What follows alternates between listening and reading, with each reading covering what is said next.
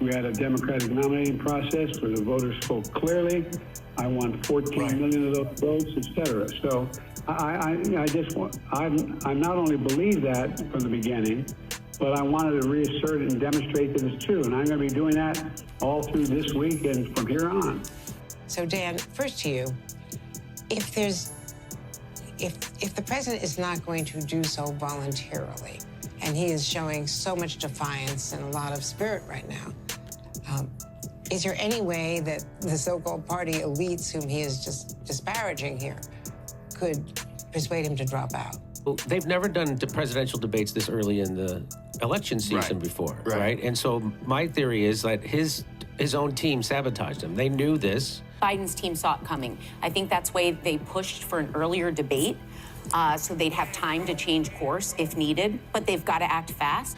So they wanted to get Joe Biden through the primary because now all the delegates are beholden to Joe Biden, means they're beholden to the Democratic Party donor class, right? Yes. So there isn't no 50% Bernie Sanders delegates out there, right? They're not going to have any trouble getting them to all coalesce at the convention and pick a new person. So they wanted to get Joe Biden to go through, and then as soon as he got through the thing, they're like, oh, let's have a debate. And then they knew he would look like this, so then they can have enough time to get rid of him.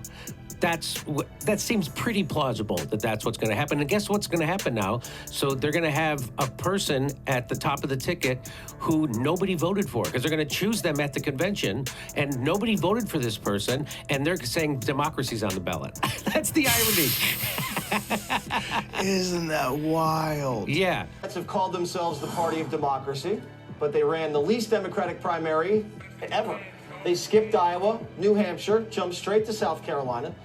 They killed all primary debates, booted RFK Jr. from the party because he posed a threat to Joe. Today, RFK Jr. held a press conference to tell Democrats, I told you so. A year ago, a little over a year ago, when I entered this race, I predicted that President Biden suffered from a degenerative condition that was not going to improve, and that it would make it impossible for him to govern effectively.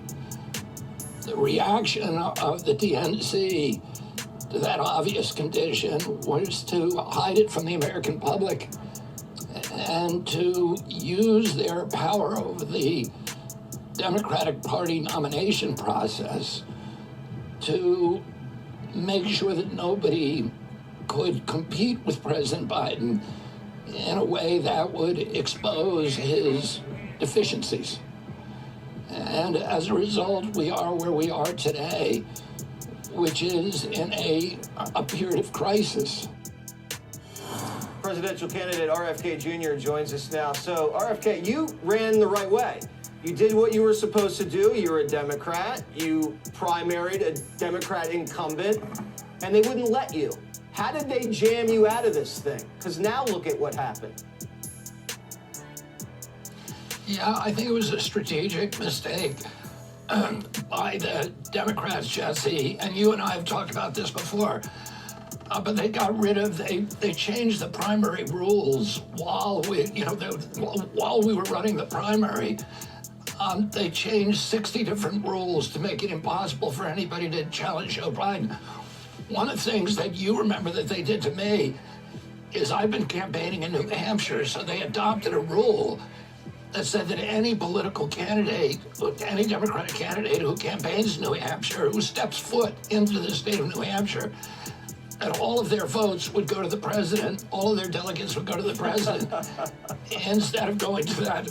And then they shut down the Florida primary, they shut down a bunch of primaries, just said, we're not running them. We already have our candidate. You know, a few weeks ago, President Biden was ridiculing Vladimir Putin, who won 88% of the vote in Russia, and he said, that was a fixed election because President Putin had made sure no adversaries could challenge him, and also that he had fixed the press so the press wouldn't cover his adversaries. Well, the Democratic Party succeeded in doing the same thing. I haven't been allowed on any of the Democratic networks, ABC, NBC, CBS, CNN, as you know, Fox has allowed me on, although Fox, people like you have allowed me to speak. You debate me you give me a platform, even though you don't agree with things that I say, and I think that's the way the media is supposed to work.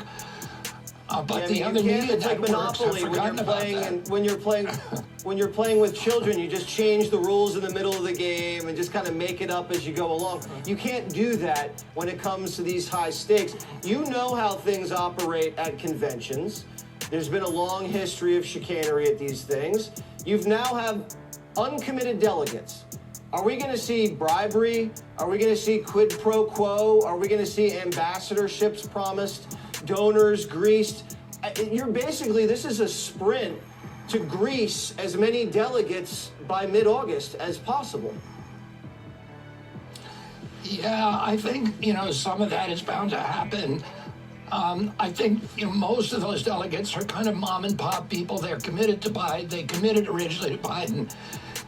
Is releasing them. I think a lot of them are probably idealistic people who want to see the Democratic nominee, or terrified of Donald Trump, who want to see the Democratic nominee succeed. But I don't.